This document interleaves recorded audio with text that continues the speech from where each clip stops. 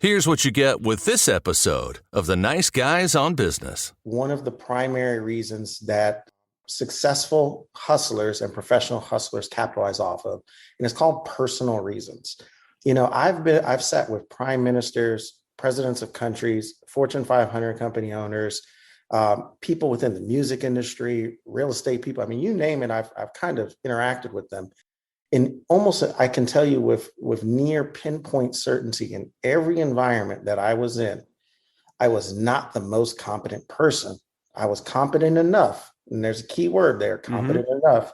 However, there was always a personal reason for why I was there. And it varied from individual to individual.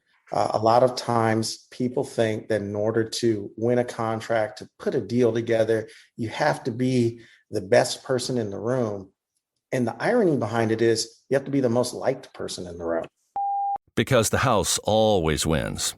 Play long enough, you never change the stakes.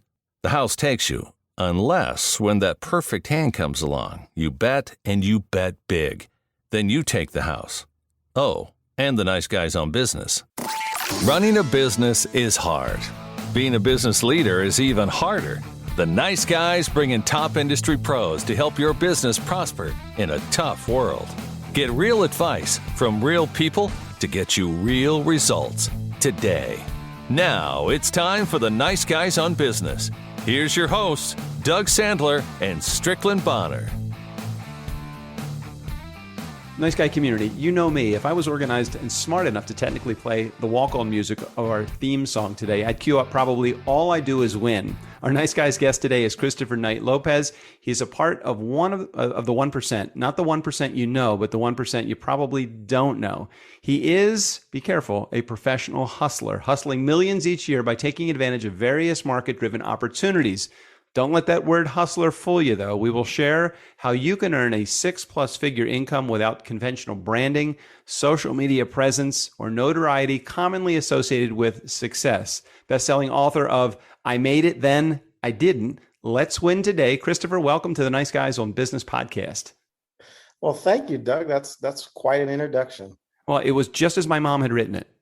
So hold on. So tell me all about this professional hustler, because for me, you know, I think about, I'm probably gonna age myself here. I think about, was it Paul Newman that did the color, green is the color of money, or the color of money, or something? So some sort of pull hustler, and that's all I think about when I think about someone says they're a professional hustler. My mind goes to negative, but it isn't that case with you, I don't think. So maybe share a little bit about what a professional hustler versus a regular hustler is.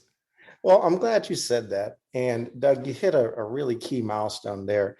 There is a dynamic to a hustler in which sometimes people lack the understanding of what it is versus what it isn't. And I like to explain it with an example. Sure. So there's usually a person in the room in which he comes off, he's very charismatic, he talks well, he's the life of the party, and he seems to have these really key relationships, whether it be with an attorney, an accountant, whom have you, could be the CEO of the company. He gets the introduction, he kind of networks the room, people ask him questions, they have a really good impression of him, and then he walks away and everybody goes, what does that guy do? And that individual, that mysterious presence that's moving and permeating through the room, that has a lot of charisma, he is somebody that I identify as a hustler, which is an individual who's able to identify certain opportunities with the resources in front of him and put them together in a manner that capitalizes off a situation to earn him income. So a lot of times he may have a company, he may have a corporation, but in reality, he can almost come off as a one-man band. There's a fine line between somebody who's nefarious and an individual who just is very resourceful and has the ability to put unique circumstances together to earn money. Well, a couple of things that come to mind when you mention this term professional hustler. And the first thing that comes to mind, if I take away the negative stigma that I get when I hear the word hustler and just think about somebody that could probably take his skill set no matter where he goes, whether he is the company owner, he gets hired in a corporate environment, he is self-employed, he goes to a baseball game and is sitting in the, in the box seats, and he's just having conversation with somebody. He's somebody that can take that persona no matter where he goes and be successful. I always thought about it. I wrote a book called Nice Guys Finish First, and I always told everybody, if you take the skill set of return your phone calls, tell the truth, and be a nice guy, you could be successful in almost any environment that you walk into. Is that the same with a professional hustler, or does it have to be a specific thing that he has put on this earth to do? It's interesting that you say that, Doug. Nice guys finish first. There's a section in my book where I talk about one of the primary reasons that successful hustlers and professional hustlers capitalize off of, and it's called personal reasons. I've sat with prime ministers, presidents of countries, Fortune 500 company owners, people within the music industry, real estate people. I mean, you name it, I've kind of interacted with them. And almost, I can tell you with near pinpoint certainty, in every environment that I was in, I was not the most competent person. I was competent enough. And there's a key word there, competent enough. However, there was always a personal reason for why I was there. And it varied from individual to individual. A lot of times people think that in order to win a contract, to put a deal together, you have to be the best person in the room. And the irony behind it is you have to be the most liked person in the room. It's so true. It's so true. You could be a guy that's got an average product, not even the best product, but just one that is delivering what you say that you're going to deliver. But if you deliver it with exemplary service and a smile and a winning attitude, you're going to get the business over and over again. Yes, you're going to lose some to the guy that says he's the best and somebody goes for that best person in the arena. But at the same time, I really do agree with you. I think it's the person that's got the best relationship, the best connections. Doesn't even have to necessarily have the most charisma or personality. Just somebody that is very genuine and forthright and feels, you can almost feel that they are just a good person through and through. You hit the word, and I like what you said, Doug. You said genuine.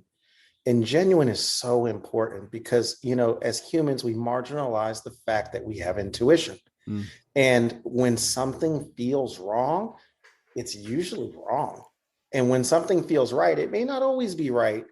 There's no guarantee with that. But what you find is that the feeling of wrongness is typically correct. And there's a lot of case studies out there about that. So I've always focused on trying to be the most genuine version of myself. I've dealt with a lot of issues, no secret there, especially if you manage money or you have assets or anything like that. It draws that lawsuit culture, which is, very, very prevalent here in the United States. But that word genuine is so good. And it's why I'm honored to be on your show, because you have that book. Nice guys finish first. And I really like that. Well, thanks. I appreciate you saying that. I want to go back for a second, because I think that we, in order to really share why this is something that is your expertise, I want to share with our community maybe a little bit of your journey, from the stages where you knew what this professional hustler persona and vibe was all about, how you really kind of molded yourself into that equation. And then maybe the next part of your journey, how you teach other people how this is something that they can do also with the proper amount of training and know-how. So maybe just share a little bit of your journey, the beginning stages. Yeah, absolutely. I had just come back from war, believe it or not. I was in the military. I was deployed. I was in the Air Force. I was on a C-130. I used to do air transportation and load master. We used to move munitions, do support for the troop movements out there. This was 2006-07 timeframe. And I remember I came back, and in the military, they make you feel like you're the most important person in the world. They say, hey, you're in charge of $100 million plane. Everything's a mission. Lives depend on it. I mean, you feel really good about who you are and what you're doing. And I remember I came back. I've only had one job, or an attempt at one job in my life. And I came back right from the Air Force from a deployment, and I went to the Orlando Aviation Authority. And I remember I was on time. I was early, because you're only on time in the military if you're early. I had my shirt tucked in. I had a clean cut. I was fully shaven. I was dressed, to the T, so to speak. And I walked in, showed up early, and the lady goes, "Oh, I apologize. Unfortunately, we misscheduled you." I said, "No problem. I'll come back tomorrow." "What time?" She gave me a time, came back the next day. Apparently, she had left me off the schedule again. I said, "No worries." She said, "Could you wait for a second? I'll try to get you and I'll try to squeeze you in." I said, "No problem." I sat there for 2.5 hours. I'm sitting there, patient. I get up. I'm highly disciplined. I have my bearing. She finally calls my name. She says, "It'll be about 30 minutes. I said, "No problem." So I'm sitting there, anxious. I have to go to the bathroom because I've been there for almost 3 hours at this point. I tell her, she says, "No problem." I go back, come back. She says, "We're ready for you now." I walk in, sit into the office, take a seat. And then all of a sudden the door cracks open after 15 minutes. And I kid you not, out comes this guy with an untucked shirt, a ketchup stain, and an onion in his beard. He walks by me, sits down, and he looks at me, and he pulls out, because this was back when actually resumes were handed on paper. He says, "Do you have your resume?" I said, "Yes, sir." I stood up, handed it to him. And he speaks, and as he speaks, a spit lobs and hits my paper. And I'm looking at this guy smelling like a hamburger, and I'm like, "Okay." And he says, he sits on the chair. It almost breaks with the pressure of his bottom. I kid you not. And he goes, "Why should I hire you?" And I couldn't believe that he knew I was a military veteran, on time, hustling, just came back from war. And he thought, why is it that I should be there? So I took a one look at him and I go, "Doug," I said it just like this. I said, "It's because I have my shirt tucked in. I don't have a ketchup stain. I'm on time. I don't have an issue showing up and doing what I say. And you know what? I don't smell like a hamburger. And I know you forgot I was here." And he looked at me and he was shocked. And I stormed out the room. And this story goes somewhere. I walk out. Lady goes, "Hey, excuse me, Mr." I go, I had to get out. Now I get in the car and I call my brother at the time. And he married Holly Rochelle Turner, who is Glenn Wesley Turner, Dare to Be Great. Guys, look him up. He has a book, The Sharecropper Who Turned 1,000 to 100 million. Did it in the 1970s. It might be the equivalent of $3 billion in today's money with deflation and all that stuff. I call him up. I say, "Hey, brother, where are you?" He says, "I'm at Glenn's house." I go, "Okay, I'm coming over." So I get over there and I tell him this story. And Glenn, he's walking by and he goes, he has a cliff in his neck. I can't really do it. He passed away this year from COVID. And he goes, "Son, I see how upset you are. The only way you'll ever get treated the way you want is if you go into business for yourself. This is what you'll always see." So I said, "Well, will you help me and will you show me?" He says, "Sure." So we opened up a real estate company and I did $5.24 million in 30 months. And that's how I got started. And a lot of that has to do with Glenn, his personality. He started multi-level marketing with Robert Duvasco. So it is very much who you know. And it goes back to that story about being genuine and having a personal reason. He was so moved by my anger of how, not that I didn't get the job, it was just that I had that discipline and that capacity. And he believed in me enough for a personal reason, had zero experience, that he was like, "You know what? I'm going to take you under my wing. I'm going to mentor you. I'm going to introduce you to some very important people because I believe you're competent enough." And I owe a lot of my success to that man. His name is Glenn Wesley Turner. What's interesting about your story is that while it certainly plays the beginning stage of that, all of that, I guess the challenge time with the hamburger guy, without him, the relationship would never have even been able to start with your partner who just passed. And it's amazing if you look at the universe in general, you see the reason why things happen. You were put in front of the adversity. What is it? Out of contrast comes clarity. The contrast of that failed interview, not because of your failures, but because of the interviewer's failures. the contrast in that created a lot of clarity, enough for you to get angry enough, but to show enough of your backbone and your genuine nature and your sensitivity to it, and your, that feeling of, gosh, I don't know why this happened to me. Somebody, that your partner took advantage of that opportunity and saw this as a way for you to do what you really want to do. And I agree with him. I think that you really do have the opportunity to do exactly what you want, when you want, with whom you want it, when you're self-employed. That you just can't get that same break when you're working for somebody. So hats off to you, man. I think that that's a really interesting and compelling story. I think it has more to do with the relationship that you built because of the adversity that you faced when you did that interview. Well, you bring up something really important, Doug, and a lot of people will discount it.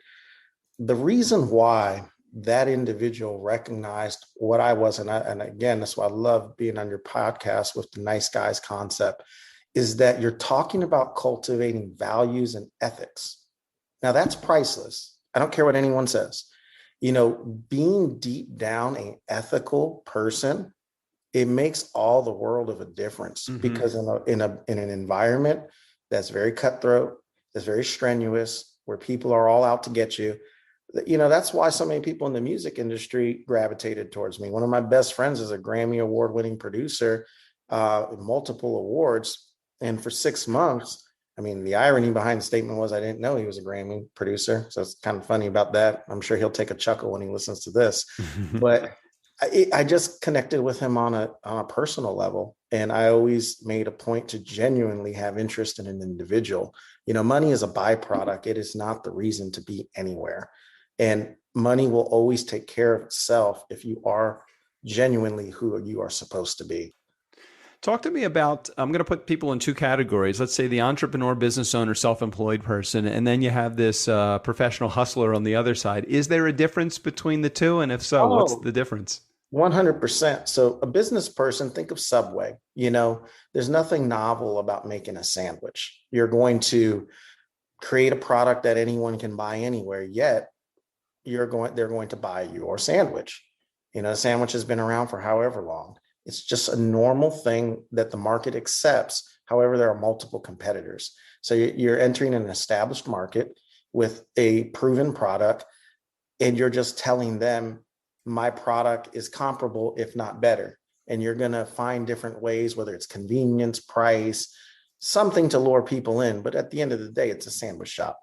So you're running a normal business.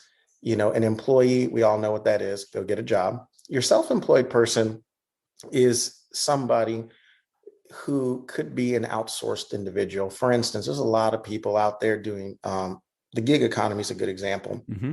You're not an employee of anything, yet you're running a delivery in Uber Eats. You're self-employed. You get a 1099, but in reality, you could do that job or that trade or that task as an employee. You've just chosen to go your own way. So that's kind of like a tradesperson. Mm-hmm. Attorneys and CPAs are very, very renowned for that. Professionals are exactly that. You have to have a license or certification. I'm still a master project manager. I'm a non-practicing accredited financial analyst. I had my securities license at one point, did not do that anymore. So there was an actual license or certification. That's what calls you professional. Now, the hustler aspect of it is an individual who just knows how to organize all those individuals for very unique opportunities. Mm-hmm. That's it. And I can get into an example if you want.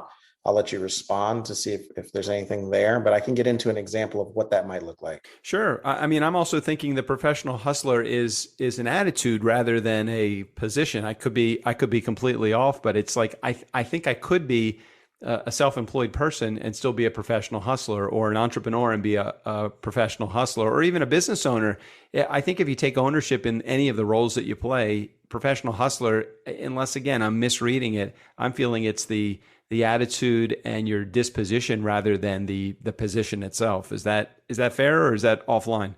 No, I think you're 100% correct as it regards to the characteristics of a hustler. The only difference between a hustler and a professional hustler is they have a credential.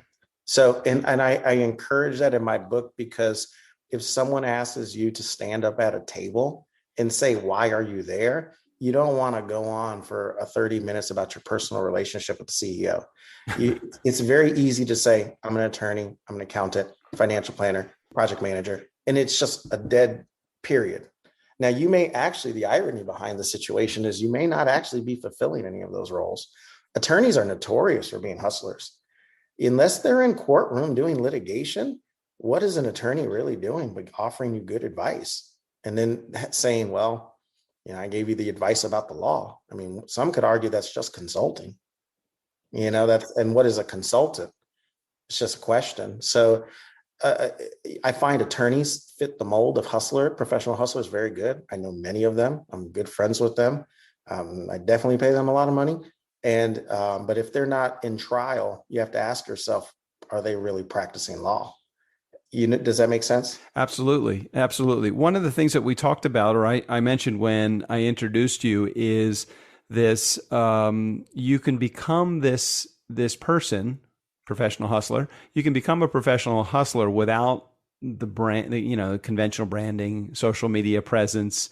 In today's technology age, man, that's a windfall if you're able to do it. So how do you do it? Is it just through relationship build, or is it some other way? Well, there were in my book, I discussed 3 primary ways I did it. One was personal relationships. So yeah, that's a very good one. Those are unique circumstances that show up, and they're very hard to predict. So they can be unpredictable, and it can be difficult to land that one. The other one is disorganization. Whenever there's a lack of authority on a specific industry, it's easy to plug in because there's no Fortune 500 company filling that. A good example of that would have been during COVID. Who was supplying masks? There was nobody. I mean, of course, there were some people who tried and even went to jail over it. But ironically, that's where hustlers thrive, because they're not competing with Walmart. There's nobody dedicated to it. So anyone with a company and a brand can all of a sudden provide that solution.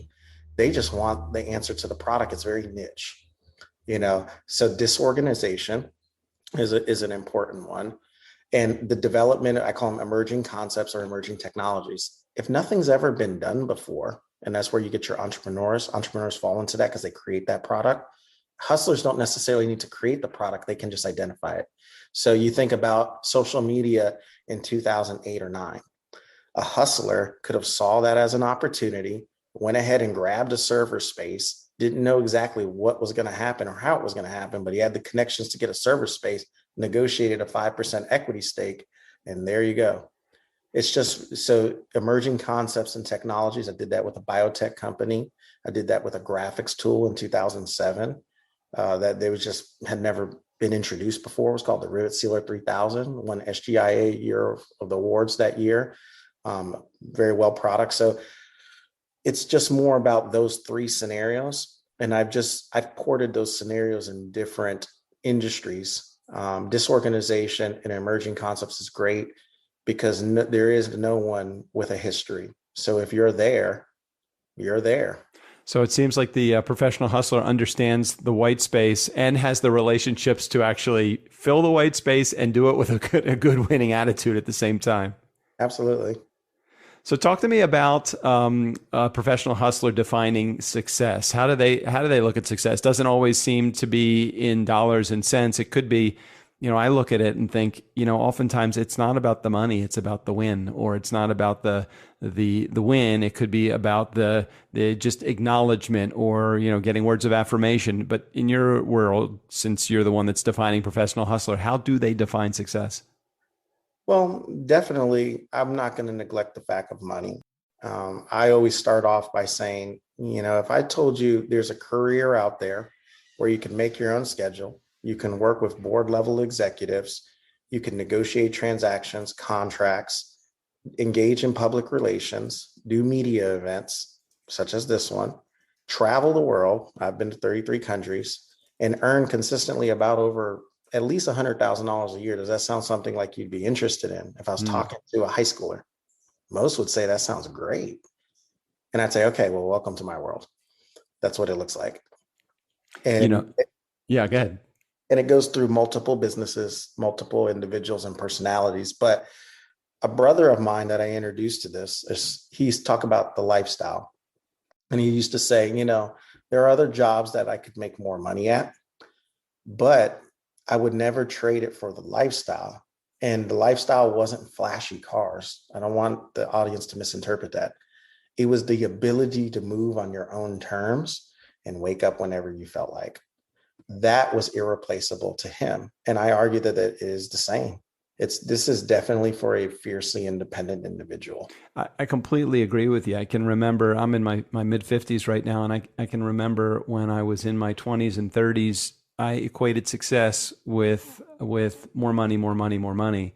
When I got into my 40s and 50s, I equated it with more time. So making less money, but having much more time than I've ever had in my life. And really feel much more successful now than I did when I was, making 2 or 3 times what I'm making right now, and completely fine with it. Now, it doesn't mean that money can't be a part of having more time and more money, but it just became less important to me. Is that something that a professional hustler feels the same way about, or am I misreading that? I think you're spot on. It's just, unfortunately, it can be a very unglorious profession. And by that, I mean, nobody's giving you a trophy. I got given my first trophy when I raised quite a bit of money for a biotech company. The doctors were kind enough to design me. I call it my first trophy, and I talk about it in my book. I had $50 million in commitments from an institutional underwriter, and they said, thank you, with a trophy. And it was nice to be finally recognized after, doing this for 10 or 11 years, but you have to shed that ego. If your desire is fame and glory, you will be sorely disappointed, and there will actually be a lack of appreciation, but it is only ego that forces us to take that path. So it takes a humble person.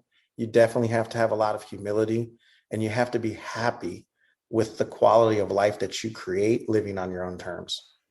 So Christopher's book is called I Made It, Then I Didn't, and the link to it will be available in the show notes. You certainly can go over to Amazon. You can go over to his website and get the book from his site as well. So tell me about the title, I Made It, Then I Didn't. Share what that means and how that's impacted you. It's the capstone to our discussion. It was very ironic. I remember getting a paid off house, paid off cars, furnishing my house, doing everything that I wanted, and sitting and feeling empty and realizing the irony behind that. And that's why I said I made it, then I did it, because I realized it's an old cliche, and I promise you it rings true. Money will not make you happy. It will just give you time, and you will have a lot of it. And that's why you see these movie stars doing drugs and all these crazy, unfortunate things that we wish people wouldn't do, because that time, it will really make you stare in the mirror and look at yourself.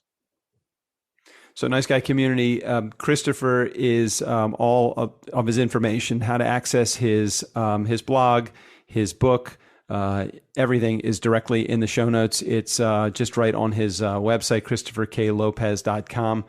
Final words of wisdom to our community of entrepreneurs, solopreneurs, business leaders, and maybe soon to be professional hustlers as well. Anything that you can share with them? Absolutely.